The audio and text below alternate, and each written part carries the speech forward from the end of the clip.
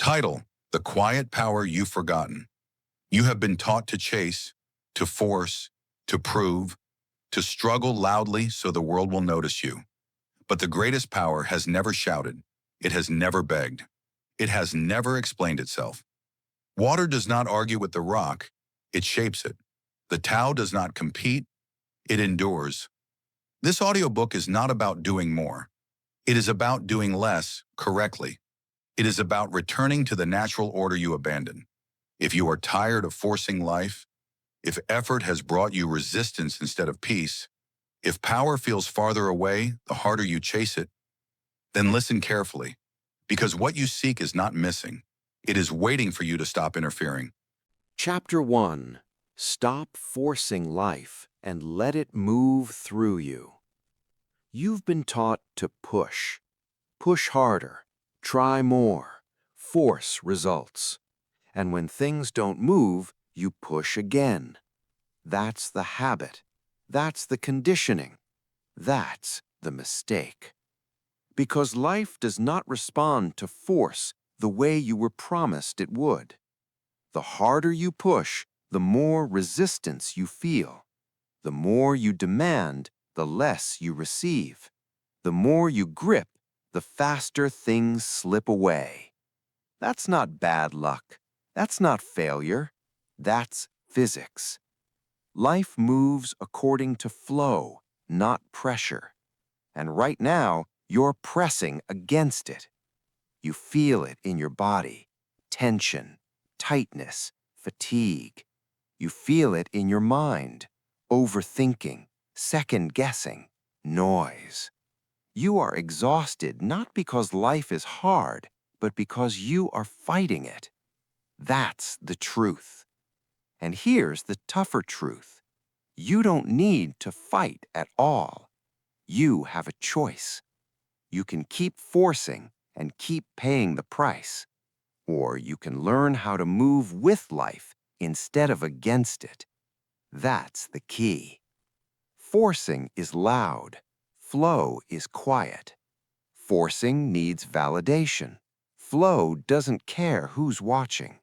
Forcing burns energy. Flow multiplies it. Look at water. It doesn't argue with obstacles. It doesn't complain. It doesn't rush. And yet, nothing reshapes the world more than water. It doesn't attack the rock. It surrounds it. It waits. It wins. You've been trying to be the hammer. You need to become the river. And no, that does not mean becoming passive.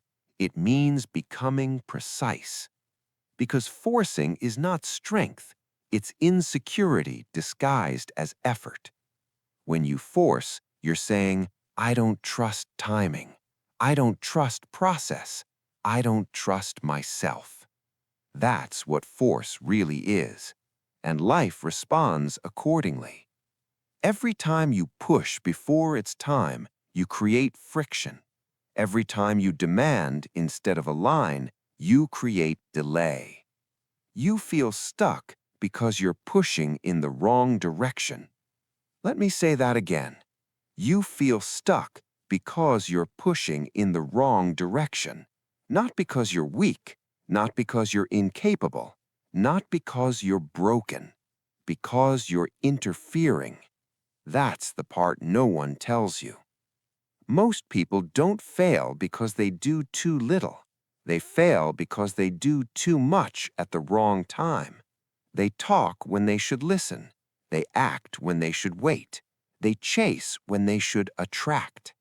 You don't need more effort. You need better alignment. And alignment begins with restraint. Stillness is not laziness. Stillness is discipline.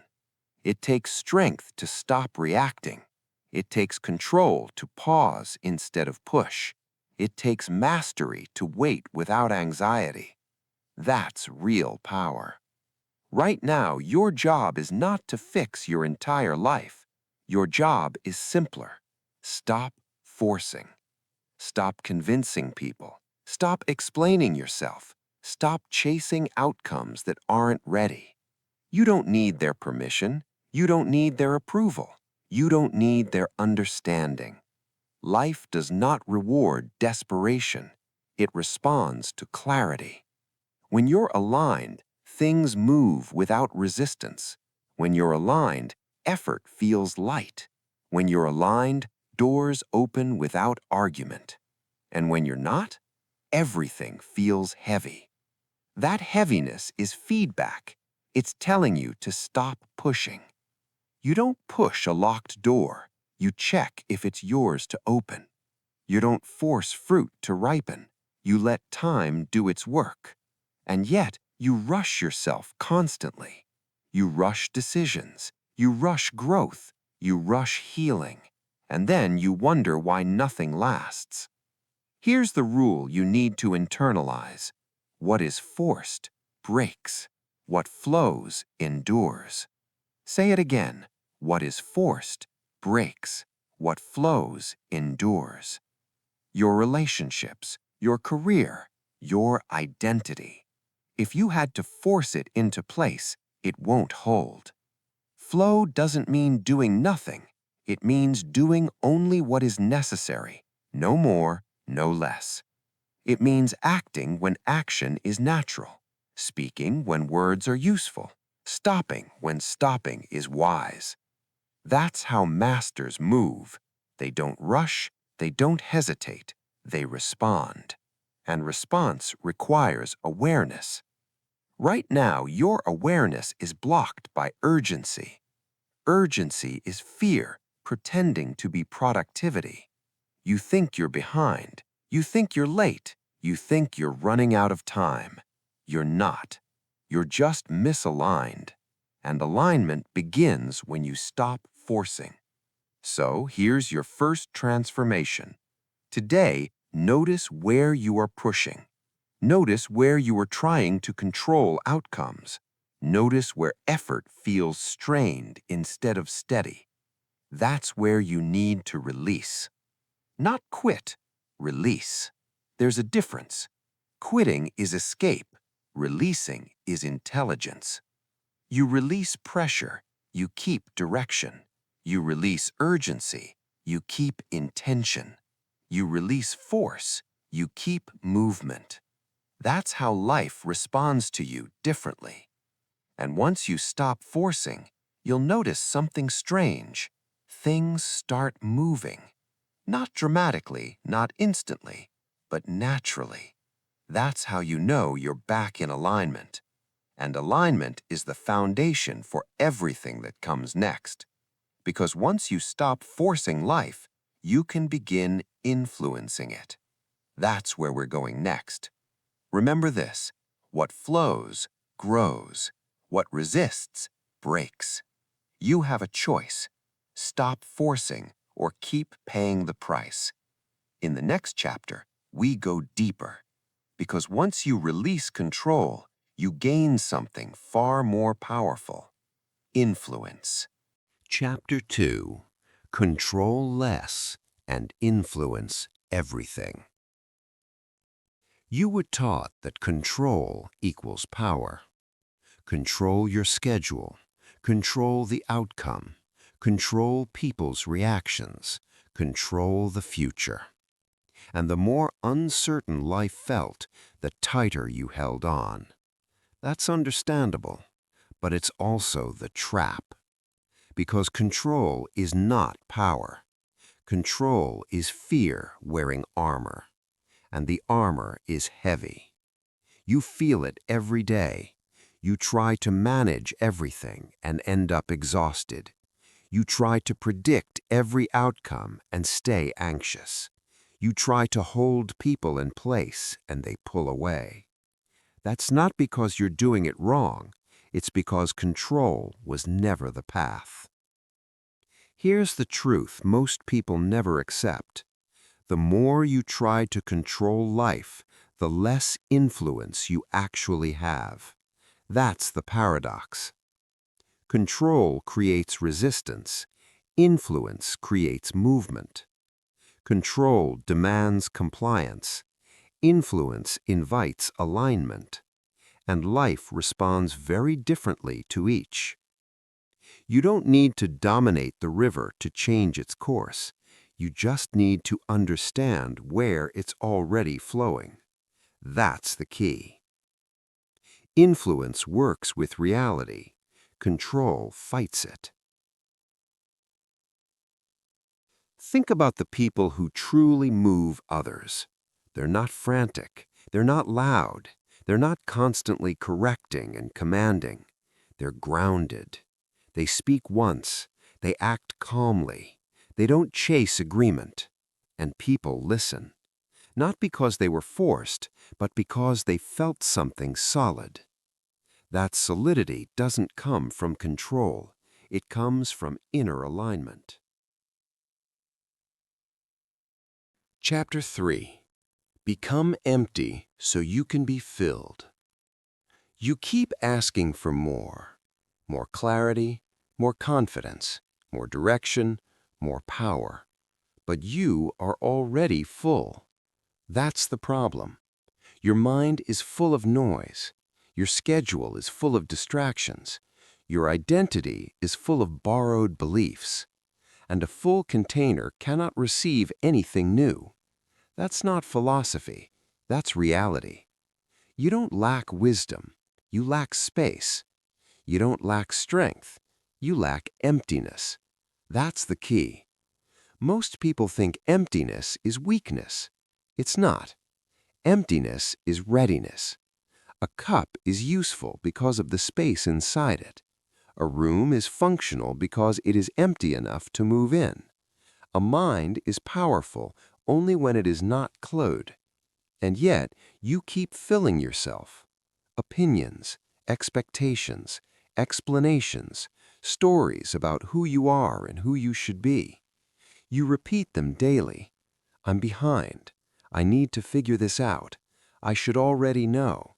I can't slow down. None of that is truth. It's noise, and noise blocks perception.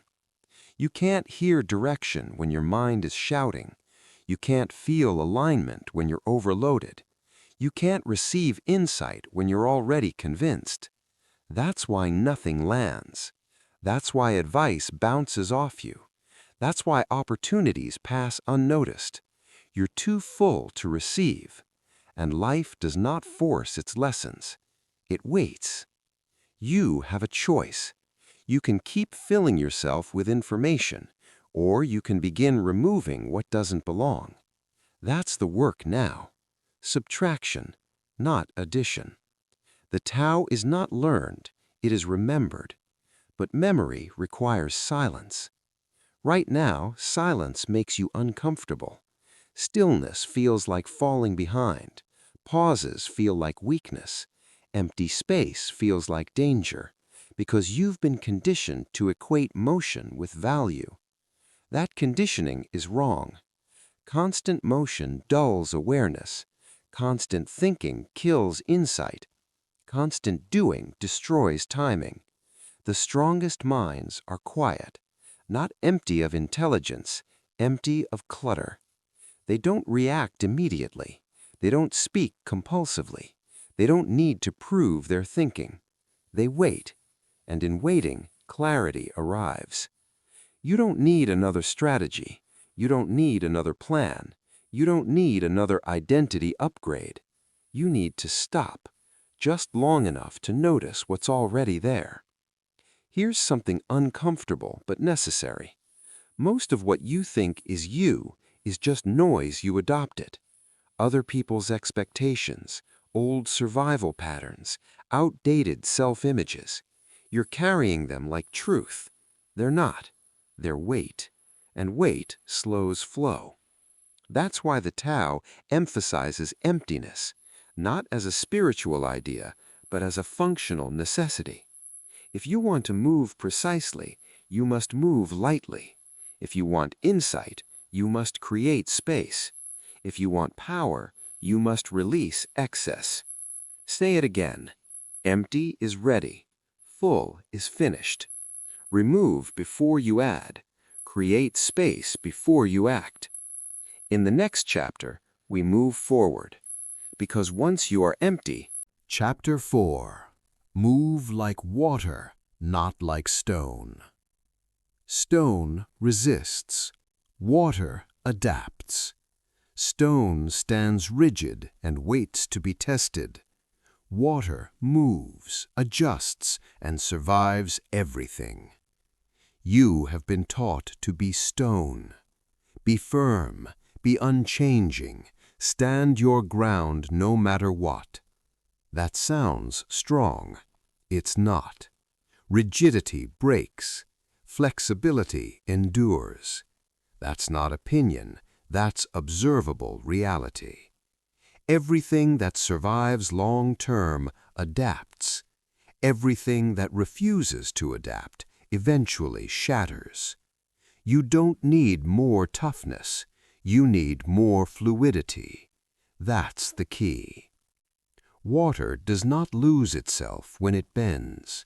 It does not become weak when it changes course. It remains water, always. That's what you must understand.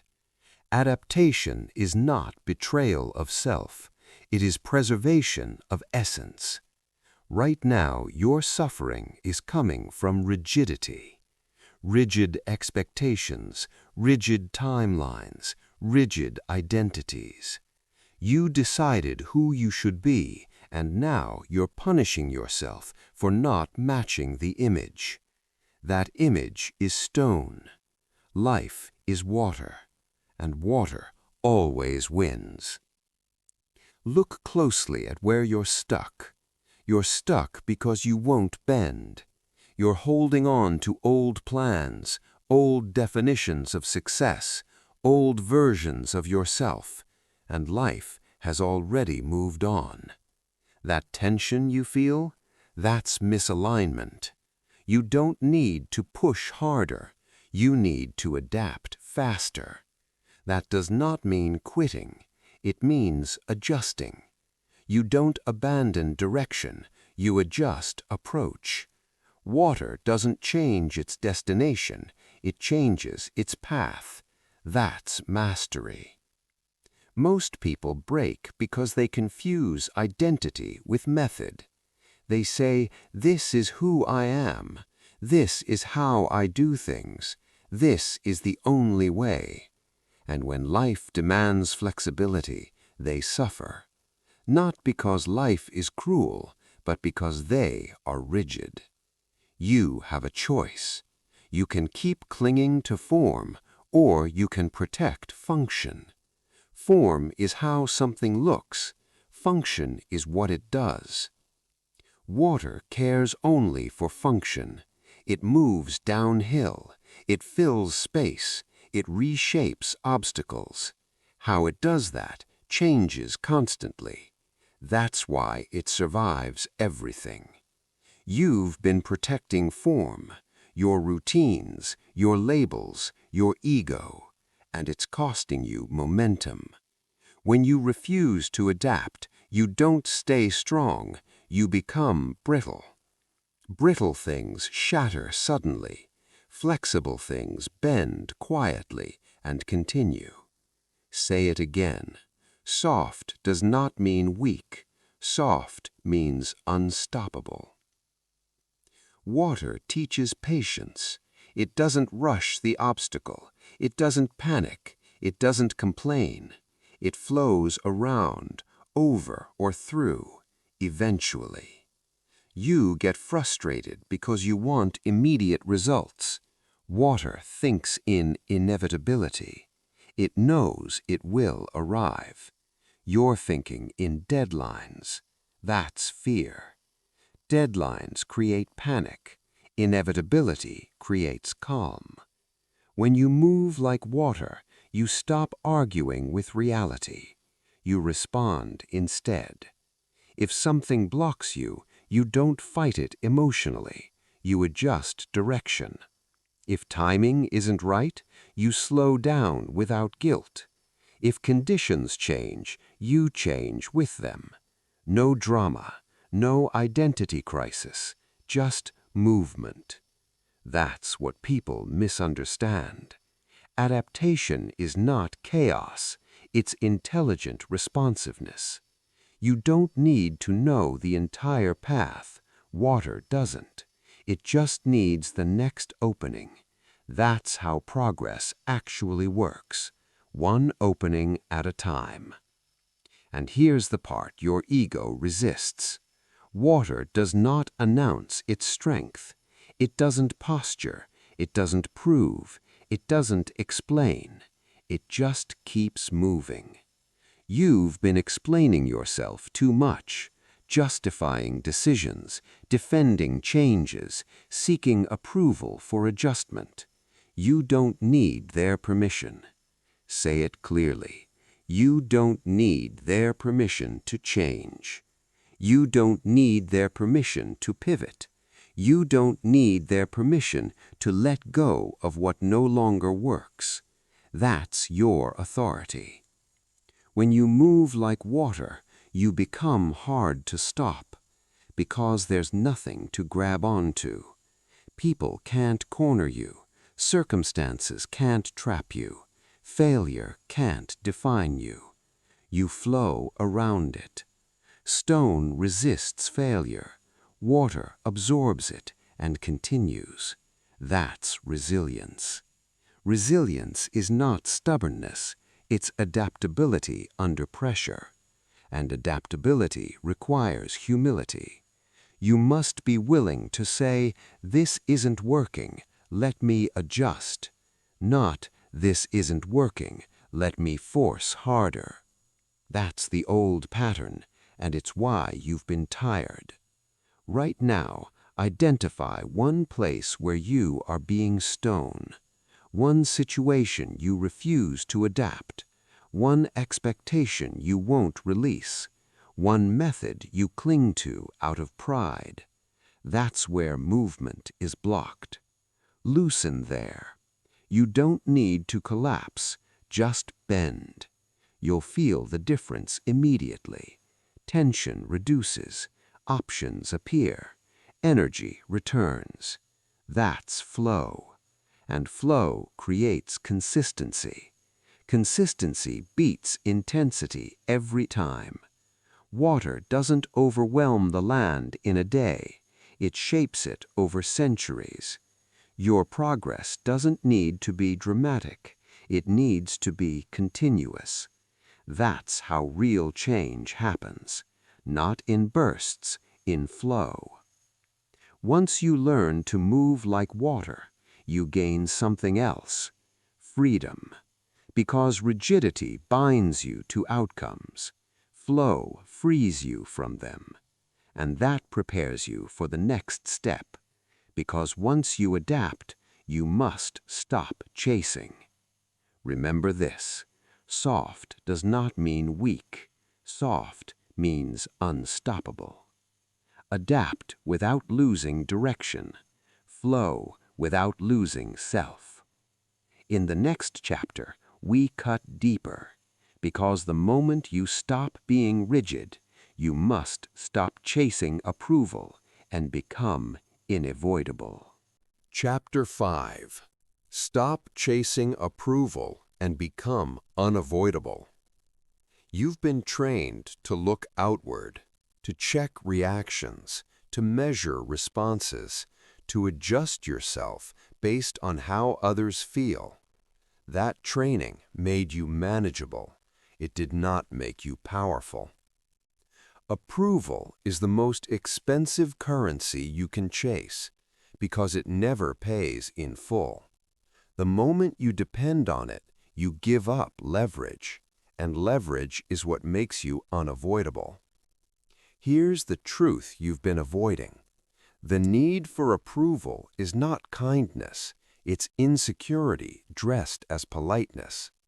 You soften your voice, you dilute your message, you hesitate before acting, not because it's wise, but because you don't want friction. But friction is not the enemy, dependence is. The Tao does not seek approval. It does not ask if it's allowed to exist. It does not wait to be liked. It simply moves, and everything else adjusts. That's what you must learn. The more you chase approval, the more invisible you become. Because people do not respect what needs them, they respond to what stands on its own. That's the key. Approval seeking creates noise. You explain too much. You apologize too quickly. You overthink every decision. And the more you do that, the less weight your presence carries. You feel it. You say something and it doesn't land. You make a move and it's questioned. You set a boundary and it's tested. Not because others are cruel, because you didn't stand firmly. You were asking instead of declaring. You have a choice. You can keep negotiating your worth, or you can become undeniable. Undeniable does not mean aggressive, it means grounded. You don't push yourself forward, you stop shrinking. You don't demand attention, you stop avoiding it. You don't chase validation, you remove the need for it. When need disappears, authority appears. Say that again. When need disappears, authority appears. The strongest people in the room are not trying to be liked, they are trying to be aligned. They speak when necessary, they act when ready. They don't look around for permission. You don't need their permission. Say it again. You don't need their permission. Not to change, not to leave, not to decide, not to say no. Approval is a moving target. You can't build a life chasing something that shifts constantly. That's why so many people feel lost. They outsourced their compass. You must bring it back. Here's something uncomfortable. If you are chasing approval, you are teachable to manipulation. People sense it. They delay you. They test you. They withhold validation to control you, not always consciously, but instinctively. Need is visible, and the world exploits visible need. The Tao is untouched by opinion. That's why it endures. When you stop chasing approval, you free massive energy. Energy you've been spending on second-guessing, explaining, proving, adjusting. That energy returns as presence. Presence is felt. Presence makes people listen. Presence makes you unavoidable. You don't need to convince, you embody. That's the shift. You don't perform confidence, you remove insecurity. You don't assert dominance, you stop apologizing for existing. Right now, identify where you are seeking approval. Where do you hesitate to speak? Where do you soften truth? Where do you wait for permission that will never come? That's where your power leaks. Close the leak, not with aggression, with certainty. Certainty does not shout, it does not justify, it does not chase, it stands. People may resist at first. Good. Resistance is feedback that you are no longer controllable. Let them adjust. You don't rush them. Water doesn't argue with terrain. It keeps flowing. Eventually, the environment adapts. That's what happens when you stop chasing approval. You become a fixed point. Others orient around you. That's unavoidable. Not because you demanded it, but because you stopped moving for them. And here's the final truth. If someone leaves because you stopped chasing approval, they were never aligned with you. Let them go. Space creates clarity, and clarity prepares you for the next step. Because once approval no longer controls you, you must learn how to act with less effort. Remember this. Those who seek applause lose rhythm. Those who stay aligned become unavoidable. Stop chasing approval. Start standing still. In the next chapter, we simplify, because true power comes when you learn to do less and achieve more. Chapter 6. Do less, achieve more. You've been taught to equate effort with value. More hours, more movement, more tasks. If you're busy, you must be progressing. That belief has kept you tired. Busy is not effective. Effort is not impact. Motion is not direction. And the more you confuse these, the more energy you waste. Here's the truth that cuts through everything. Most effort is unnecessary. Not because you're lazy, but because you're misaligned. When alignment is missing, you compensate with force. When clarity is missing, you compensate with activity. And the result? Burnout without progress. You don't need to do more. You need to do less precisely. That's the key. The Tao never rushes, yet nothing is left undone. Read that again. Nothing is left undone, because it acts only when action matters. You act constantly. You react constantly. You fill silence with motion because stillness makes you uneasy. But stillness is where accuracy is born.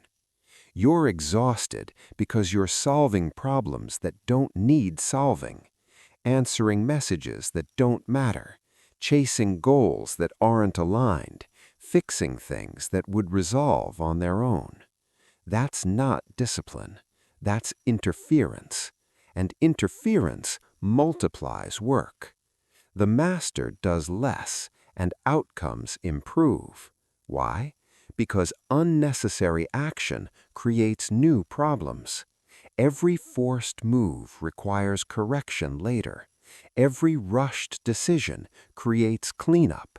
Every premature action generates resistance. So you stay busy fixing what didn't need to be touched. That's the loop.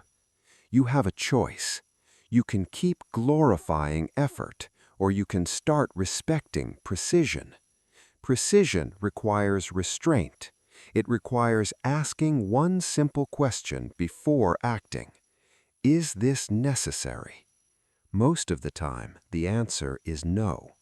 You don't need to respond immediately. You don't need to decide today. You don't need to engage every opportunity. Opportunities multiply when you stop grabbing. That sounds backward. It's not.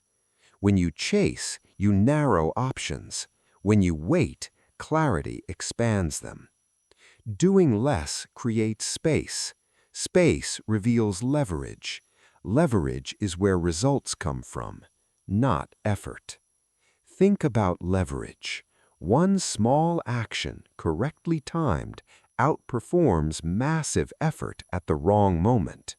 Water waits for a crack, then breaks the stone. It does not grind endlessly. You grind endlessly because you don't trust timing. You think if you stop, you'll fall behind. You won't. You'll see.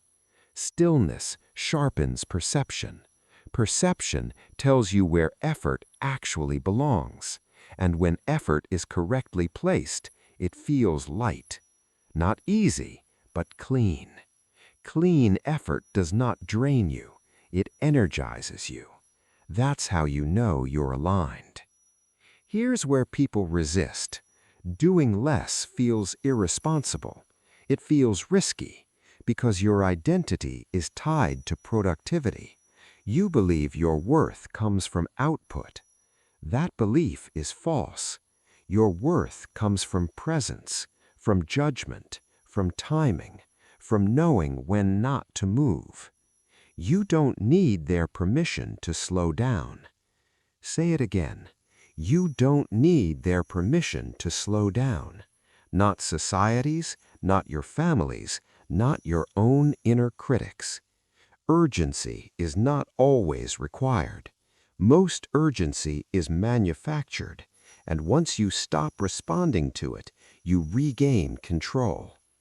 Here's your practice. Before any action today, pause. Ask, does this move the needle? Is this the right time? Is this mine to handle? If not, don't act. Let silence do the work. You'll be shocked how many problems resolve themselves. People step up, situations clarify, paths reveal themselves. Doing less removes noise. Noise hides truth. Truth simplifies action. That's the cycle. And once you master restraint, you're ready for leadership. Not the loud kind, the invisible kind. Remember this, right timing beats hard effort. Stillness sharpens power. Do less correctly.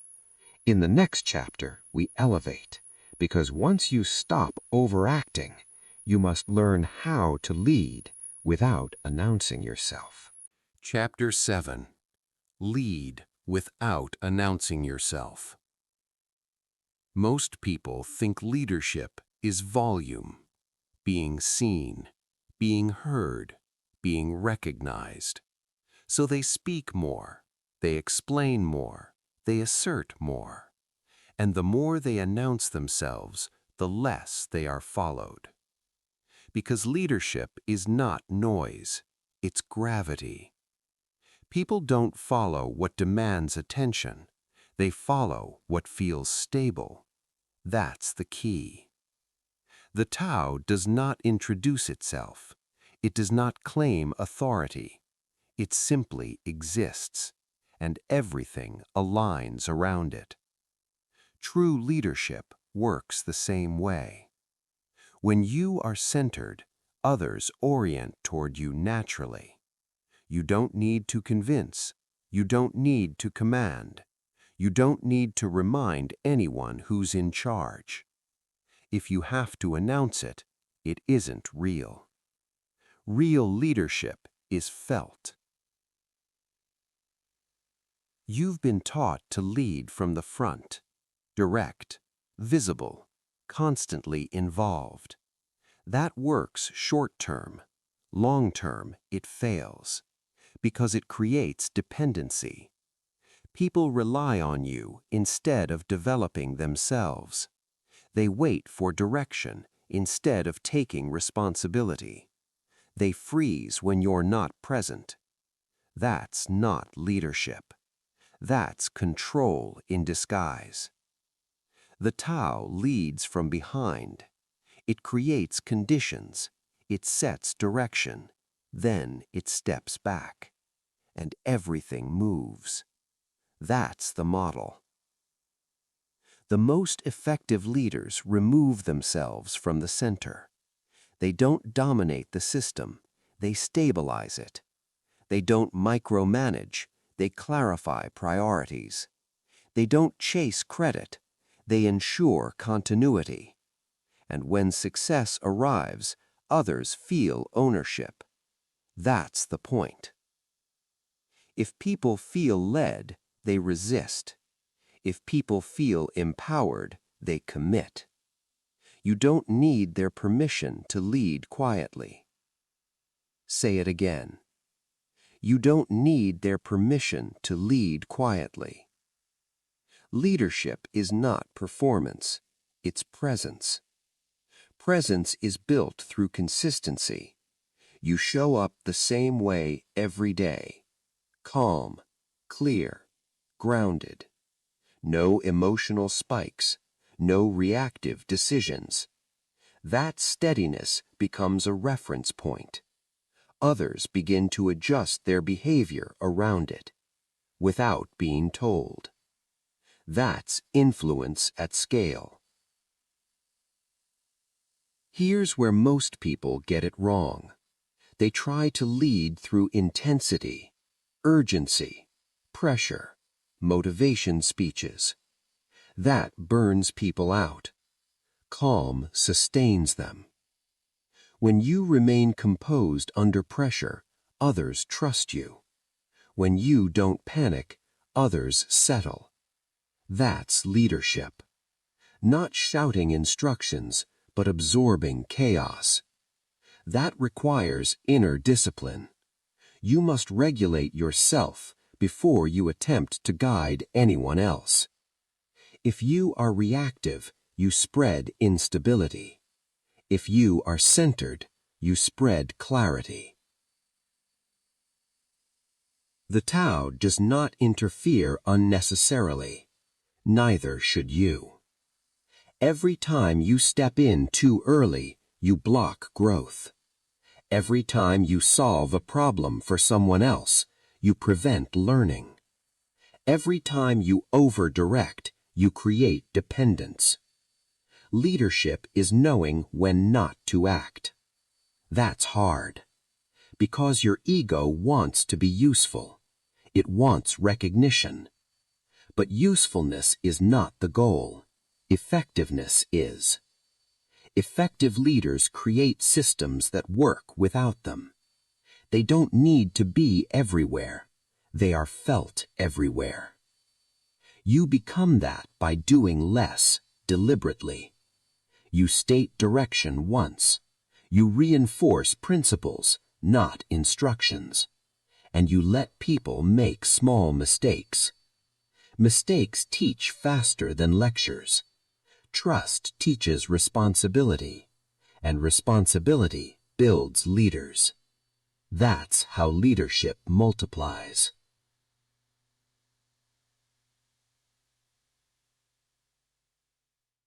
Chapter 8. Release the Need to Win. You were trained to compete, to measure yourself, to compare outcomes, to define success as beating someone else. That mindset keeps you sharp and small, because competition narrows vision. It locks you into reaction. You stop moving freely. You start responding emotionally. You lose alignment, chasing advantage. The Tao does not compete. That's why it cannot lose. Read that again. What does not compete cannot lose. Winning sounds powerful, but winning creates enemies. Winning creates tension. Winning demands defense. You win once, and now you must protect the position. That's exhausting. Power that needs defending is fragile. The strongest position is the one no one can challenge. Non-competition creates that position. You don't need to defeat others. You need to outlast them. That's the key. When you compete, you give others control. Their actions dictate your response. Their success dictates your emotion. Their pace dictates your timing. You become reactive. Reactive people cannot lead. Reactive people cannot see clearly. Reactive people burn out. You have a choice. You can keep measuring yourself against others, or you can move independently. Independence is freedom. Competition ties you to people you don't even respect. Think about that. You stress over people you wouldn't trade lives with. That's wasted energy. The Tao teaches a different approach. Remove the opponent. When there is no opponent, there is no pressure. When there is no pressure, clarity returns. You focus on your process, your timing, your alignment, and progress accelerates. Here's what releasing competition does. It removes urgency. It removes jealousy. It removes insecurity. You stop reacting to noise. You stop chasing status. You stop trying to prove something. And the moment you stop proving, you start improving. Say it again. The moment you stop proving, you start improving. Winning is external. Mastery is internal. Winning is temporary. Mastery compounds. Masters don't rush, they refine. They don't watch others obsessively. They watch themselves honestly. They don't fear being overtaken. They trust inevitability. Inevitability comes from consistency. Consistency comes from peace. Peace cannot coexist with competition, because competition is conflict by definition, even when it's polite, even when it's silent. Conflict distorts judgment, and distorted judgment leads to poor timing. You've made decisions out of comparison before. Rushed moves, bad partnerships, unnecessary risks, all because you didn't want to lose. But what did you actually lose? Alignment. And alignment is everything. When you release the need to win, you stop reacting. When you stop reacting, you see options others miss. That's advantage, not dominance. Advantage is quiet. It's built slowly. It's maintained effortlessly. And it lasts. Winning burns hot and fast. Advantage burns steady. Here's where ego resists. It wants recognition. It wants ranking. It wants proof. But proof is external. Your nervous system doesn't need proof. It needs safety. Calm gives safety. Non-competition gives calm. Say it clearly. You don't need to win. You need to remain aligned. You don't need to outperform others. You need to outlast chaos. You don't need to prove value. You need to protect clarity. That's power. Right now, notice where competition is driving you. Where are you comparing? Where are you rushing to keep up? Where are you reacting emotionally to others' success? That's where energy leaks. Close the leak, not by pushing harder, but by stepping out. Return to your lane. Water does not race other rivers. It flows, and it always arrives. Releasing competition does not make you passive. It makes you strategic. You choose your moves deliberately. You conserve energy. You avoid unnecessary battles. And when you do act, it lands, because it's not emotional, it's precise. And once you release the need to win, you're ready for the next simplification, because clarity increases when complexity falls away. Remember this: what does not compete cannot lose. Release comparison, protect alignment. In the next chapter, we strip things down further, because real power emerges when you simplify until only the essential remains. Chapter 9. Simplify until power remains. Complexity feels intelligent. It looks sophisticated. It sounds impressive. It gives the illusion of control. But most complexity is confusion pretending to be depth, and confusion drains power. The Tao is simple, not because life is simple, but because simplicity cuts through distortion. Power hides in what you remove. That's the key. Right now, your life is crowded. Too many goals, too many inputs, too many obligations you never chose. And each one pulls at you, not violently, constantly. That constant pull fractures focus, and fractured focus produces weak results. You don't need to add another system. You don't need another framework. You don't need another plan. You need to subtract. Most people avoid simplification because it feels like loss. It's not. It's recovery. When you simplify, you reclaim energy. Energy that was being wasted on maintenance. Energy that was being spent on indecision. Energy that was leaking through distraction. Complexity requires constant attention. Simplicity runs itself. That's why it's powerful. Look at what consumes your attention. How many commitments actually matter? How many conversations actually move your life forward?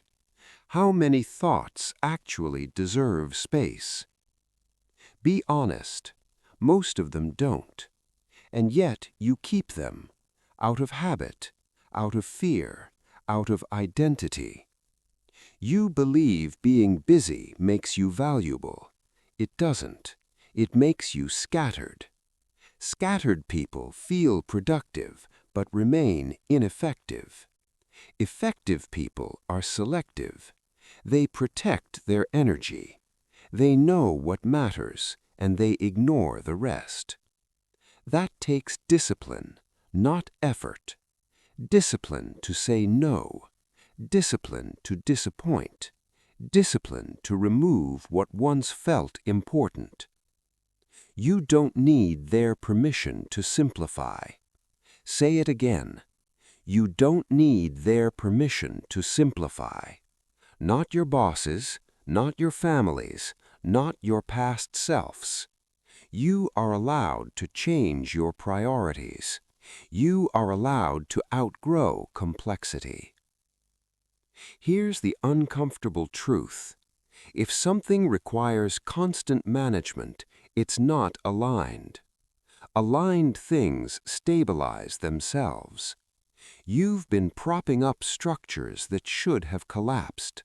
Old goals, old roles, old expectations. Let them fall. What remains is real. The Tao teaches this clearly. Remove the excess, reveal the essential. That's not minimalism as a lifestyle trend. That's minimalism as strategy. When you simplify, your decisions speed up. When you simplify, your mind quiets. When you simplify, your actions become sharp. You stop debating. You stop hesitating. You stop second-guessing. Because there's less to consider and less to protect. Protection drains power. Essentials don't need protection. They are resilient by nature. Right now, choose one area to simplify. Your schedule, your goals, your relationships, your inputs. Remove one unnecessary layer, one meeting, one habit, one obligation that doesn't serve your direction. Feel the relief. That relief is clarity returning, and clarity reveals leverage. Once your life is simplified, you can trust the process, because complexity creates anxiety, simplicity creates faith, and faith allows patience. That's where we go next. Remember this: remove the excess, reveal the essential. Simplify until power remains. In the next chapter, we slow even further, because once complexity falls away, you must learn how to trust the unseen process. Chapter 10. Trust the unseen process.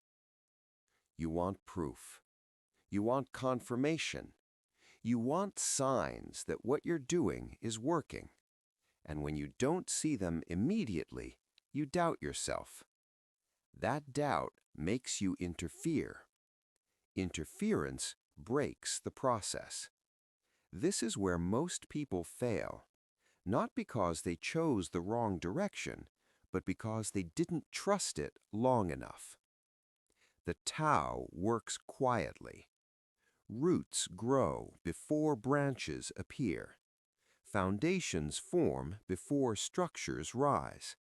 Momentum builds before movement is visible. But you keep digging up the roots to check progress. That's impatience disguised as responsibility. And impatience kills growth. You have a choice. You can trust the process where you can sabotage it with urgency. That's the key. Everything that lasts develops invisibly first. Your body heals before pain disappears. Skills sharpen before confidence arrives. Alignment settles before results show up. You don't see it, but it's happening. And if you keep interrupting, you reset the clock. That's why your progress feels slow. You stop, you restart, you switch directions. Not because the path was wrong, but because you demanded proof too early. Trust is discipline. It's not blind belief. It's the willingness to stay consistent without applause. Most people can act when rewarded. Very few can act when nothing seems to change. Those few dominate long term. The Tao teaches patience not as virtue, but as strategy. Time amplifies what is aligned, but only if you let it. When you rush, you distort timing. When you force outcomes, you weaken foundations. You think you're accelerating. You're not. You're destabilizing. Here's something you need to hear clearly. If the process feels calm, you're probably on the right path. If it feels frantic, you're probably interfering. Calm is not stagnation. Calm is alignment. Anxiety is a signal not to act more, but to slow down. You've been trained to respond to anxiety with action. That training is wrong. Anxiety usually means you don't trust the process yet, so you try to control outcomes, and control blocks growth. Trust allows momentum to build naturally. Say it again. What matures naturally lasts. Quick wins feel good, they don't last. Slow growth feels uncomfortable, it compounds. You don't need to see results every day. You need to show up consistently. That's how roots deepen. That's how confidence forms. Confidence is not hype, it's familiarity with the process. You trust what you've practiced. That's why repetition matters. Do the work, then stop checking. Let time do its part. Here's your practice. Choose one area where you've been impatient, one goal you keep questioning, one process you keep interrupting. Commit to not touching it for a while. No adjustments, no second guessing, no overthinking. Just consistency. That restraint will feel uncomfortable. Good. That discomfort means you're learning trust, and trust is power. Once you trust the unseen process, you're ready for the final refinement. Because trust leads to detachment. Remember this. What matures naturally lasts. Stop digging up roots. Trust the process. In the next chapter, we complete the shift. Because once you trust the process, you must learn how to detach from outcomes and master results. Chapter 11. Detach from outcomes, master results. You've been taught to fixate on outcomes, results, metrics, endpoints. You measure progress by what you can see, and when results don't appear fast enough, you tense up. That tension sabotages performance. Here's the paradox you must understand.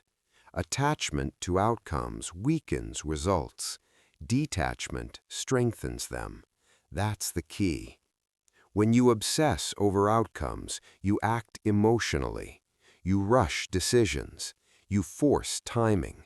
You cling to expectations, and the quality of your action drops. When you detach, your actions sharpen. You focus on execution. You stay present. You respond accurately. Detachment is not apathy. It's precision without anxiety. The Tao acts fully, then releases. No clinging, no second-guessing. You do your part, and you let reality respond. That's mastery. Attachment comes from fear. Fear of failure, fear of judgment, fear of loss. Fear clouds perception, and clouded perception leads to poor choices. You've felt it. When you're anxious about results, you miss signals, you ignore timing, you push when you should wait. Detachment clears the mind. A clear mind performs better. Say it again. Act fully, release completely. You don't control outcomes. You control effort, timing, and alignment. Results are a byproduct. The more you chase them, the more they slip. The more you focus on the process, the more they arrive. That's not philosophy, that's performance psychology. Elite performers understand this. They train the process, they execute the moment, they let results take care of themselves. Amateurs chase wins, masters chase consistency. Consistency creates results. Results do not create consistency. You have a choice. You can keep tying your emotional state to outcomes, or you can detach and see clearly. Detachment gives you emotional stability. Stability gives you endurance. Endurance outlasts talent.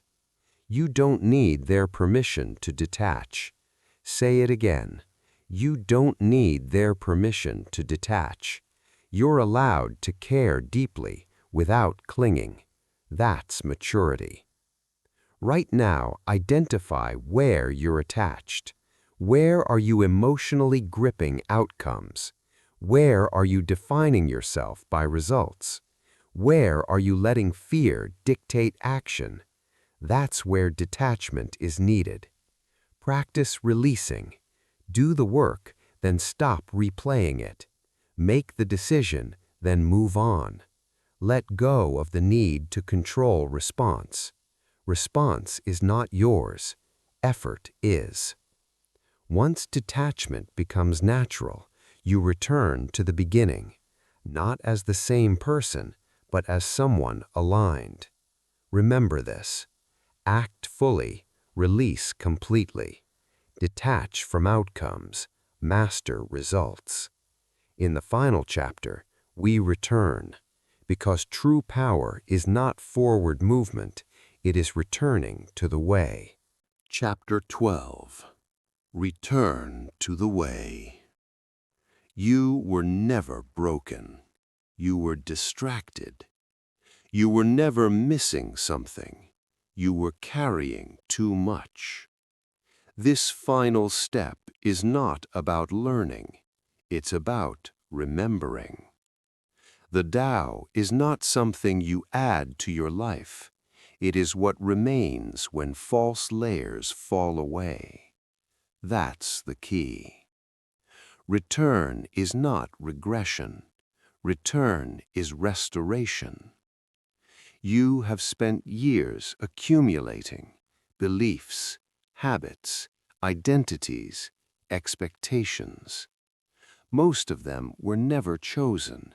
They were absorbed, and they pulled you away from the way you once moved, quietly, naturally, without strain, before urgency, before comparison, before force. Return means releasing what distorted you, not becoming someone new, returning to what was always there: stillness, clarity, trust. The Tao does not demand effort. It asks for alignment. Alignment feels familiar, calm, grounded, certain without needing proof. You recognize it immediately. Your body relaxes, your breath deepens, your mind quiets. That's how you know you're close. Returning to the way means living without excess, not minimalism as style, but as integrity. You speak when needed, you act when aligned, you rest without guilt.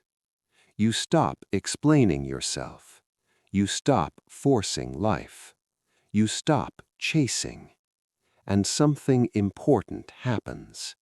Life meets you halfway. Opportunities appear naturally. Relationships stabilize. Decisions simplify. Not because life changed, because you did. You stopped interfering. You trusted the process. You detached from outcomes. You returned to flow.